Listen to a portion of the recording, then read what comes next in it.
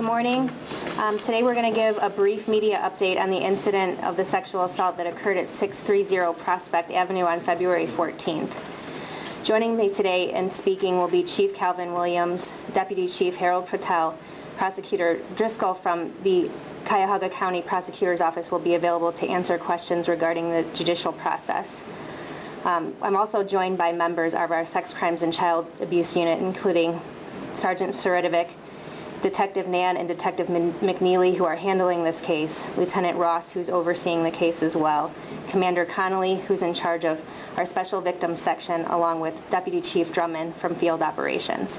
So Chief Williams is going to provide a basic overview of the case, and then we're going to follow that up with questions and answers after everyone else talks, but you have to understand that this case is still in the very early investigative stages, so we're only going to be able to answer what we can and what won't affect the investigation directly. Chief? Thanks, Jen. Good morning. I want to start off by saying that cases like these, whether it happens in downtown Cleveland or one of the neighborhoods of the city of Cleveland, affect us all. And this case especially because of the public, semi-public location in which it happened. If a person is brazen enough to commit a crime like this in the middle of downtown Cleveland, in a place where anybody could walk up at any second, that person needs to be identified as soon as possible and gotten off our streets. And that's what happened in this case. As Sergeant Chott stated, on February 14th, unfortunately, a young lady leaving work on her way to a car was attacked, robbed, and sexually assaulted in a parking garage. Our officers responded soon after we got that call, and our investigation began. The patrol officers on the scene did an excellent job. They got the victim attention. They responded to the hospital and got all the pertinent information and forwarded that report directly to our Sex Crimes Child Abuse Unit. At that time, the case was assigned to detectives within our Sex Crimes Unit, Detective McNeely and Detective Nan, and they got on it. They got on it right away. Detective McNeely is going to talk about the tips and things that assisted him and Detective Nan in the investigation that culminated in why we're here today. The victim in this case, this is traumatic, and we will continue through the Rape Crisis Center and our advocates to assist this victim as well as other victims in these kind of cases in the city. And we're working closely with them right now to make sure that that person gets all the assistance and all the services that they need. Our detectives did an excellent job on this, and they're going to talk again a little bit about the assistance that they got from our patrol section, from our outside agencies, from our county prosecutor's office. This was definitely a team effort, and a violent predator is now off the streets of the city of Cleveland, and hopefully following the judicial process will be out of service in this community for decades to come. So with that said, I'm going to bring up Deputy Chief Harold Patel, and he's going to give a brief overview of some of the investigation and leading up to the arrest. Harry? Good morning, everyone. Just want to give you a few points on this tragic event. Obviously, we all know the timeline. I want to let you know what happened on the response side. When the crime took place, the patrol section, exactly the Downtown Services Unit, responded, provided comfort to the victim, and conveyed her to the hospital for treatment. The crime scene unit responded and immediately treated the scene where it occurred, took the vehicle in question, also for additional processing for further evidence. In addition to that, notification went out to members of the Sex Crimes Unit. When they received the investigation, they immediately got on that, immediately contacted the victim, and followed up with interviews. But the value here I want to drive home is the trust that we have not only with private partners, citizens who have given us tips, our partners, for example, Cleveland State University, who we reach out to for some additional support on the investigative side, and that will probably come out later. Within the Division of Police, the Gang Impact Unit, the NICE Unit, and the Raven Squad all work together to identify and locate this offender, and it's through their efforts and the stewardship from the lead investigators, Detective McNeely and Detective Nan, who put together and identified the suspect, were able to catch him in such a short time. Violent crime has been trending down since 2016 in the city of Cleveland. It's important to note that these offenses are outliers, but they do occur and they're tragic offenses. But Cleveland is safe, and these offenses, when they do occur, as you can see, the response that you don't see behind the scene. We normally don't have these, but the response that you see is in place for every single offense. Every case that comes our way of this nature, we provide this kind of response to. Some timelines may be a little extended, some timelines may be a little shorter. But our goal is to get the offender and provide the victim the best treatment and best support possible through our partnerships with Rape Crisis, with the Victim Witness Center, etc. So I want to just hit on 3 things that's important for the public to know. Number 1, Cleveland is safe, and with your support and trust, we'll keep making it even safer. Number 2, the collaborations we have within the Division of Police with our units working seamlessly to catch an offender. And number 3, our partnerships outside of here, not only in the law enforcement realm, certainly FBI, Sheriff's Department, RTA, Police, etc., but with our private partners, such as Downtown Cleveland Alliance, the Cleveland Managers Association, etc. These are private partners who we are in constant contact with to give information to and to receive information from to make us all safe. So Detective McNeely will give you a few highlights of the investigation and will mention kind of what it meant to him and how he was able to move some of these things forward without getting too in-depth in the investigation. Thank you. Morning. I'm Detective McNeely with the Cleveland Police Sex Crimes Unit. And Detective Nan, my partner right here. Come on, babe. My partner in this case. And with a case like this, there's only so much I can really say because even though there's a male in custody, the investigation doesn't stop. There's a lot more we have to do yet. But from this time this started, we received phone calls every shift in every district, wanting to share information with us, asking information from us. In addition to that, which was very helpful, it was a lot of the assistance we got from the private sector, property owners, people at CSU, our partners in the prosecutor's office and in juvenile court would help us expedite things. And that's the way this is supposed to work. And this is exactly how it happened. Everybody came together and we got this taken care of in relatively short order. We shop downtown. We go to shows downtown. We have dinner downtown. And this, like Deputy Chief Patel said, this is the outlier. This is a real bad guy. And this whole partnership really worked this way. And it's the people of the prosecutor's office and the uniformed officers, the NICE unit, the gang impact unit, the people that I've worked with never cease to amaze me when they come together and make this happen like this. There's not much more I can say because I say this is an ongoing investigation. So I just want to thank you. Thanks, Joe.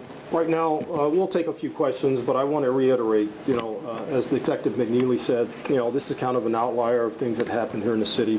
We treat every case with this importance. We bring all resources to bear on every case that happens here in the city of Cleveland, especially when it's a violent crime case. And those cases are especially important to us. They're especially important to the administration, the mayor, and city council. And our mandate for the last couple of years has been to drive down violent crime.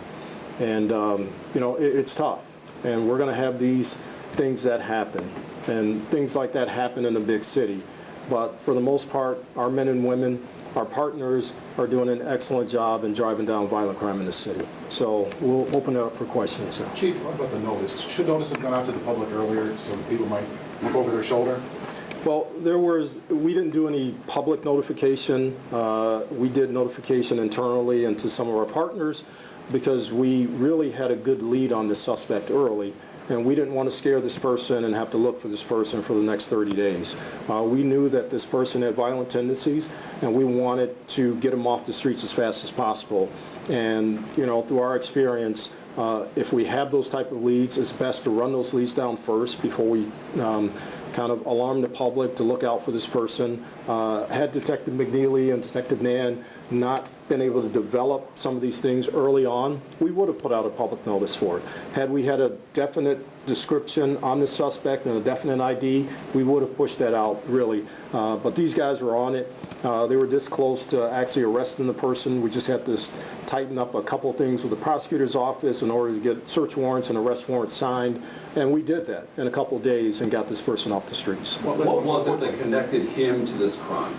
There are a few things, and I can't get into all of them, but there are other things that happened downtown that we were able to backtrack and actually get photographs, video of this person from some of the business locations downtown because we knew certain things kind of tied them to this actual crime.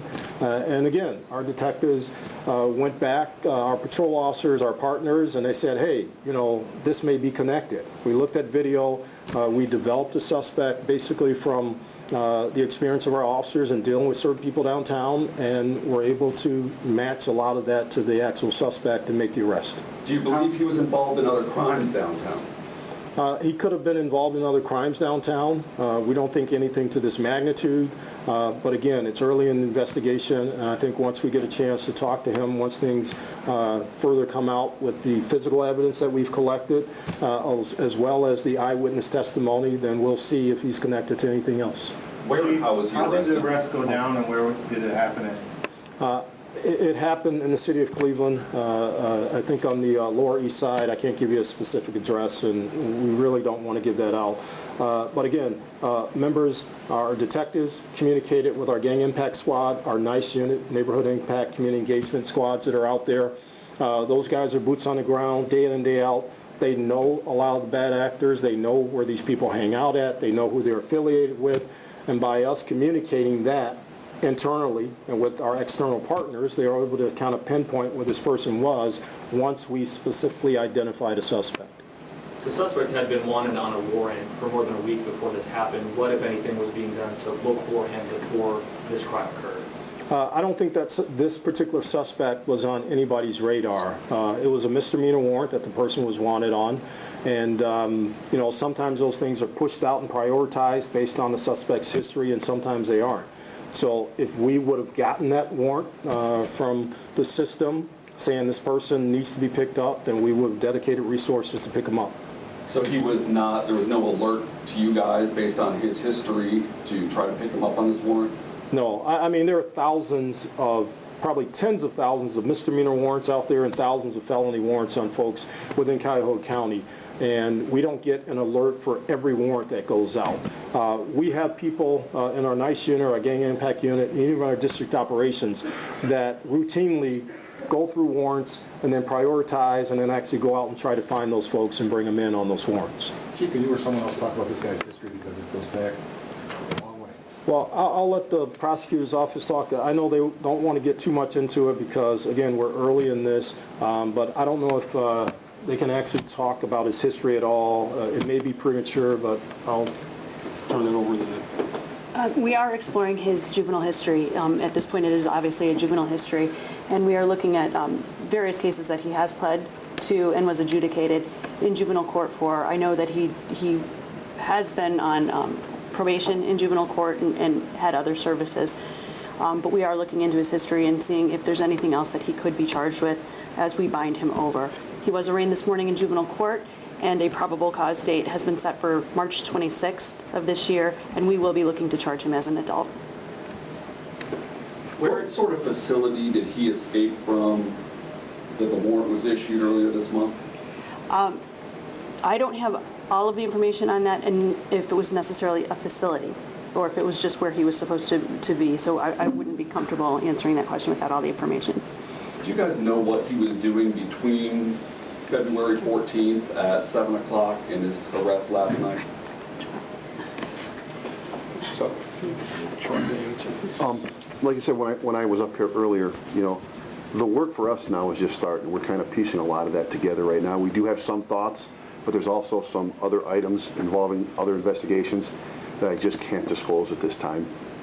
So you believe he may have been involved in other crimes? I don't want to leave any stone unturned. I want to be sure. Yes.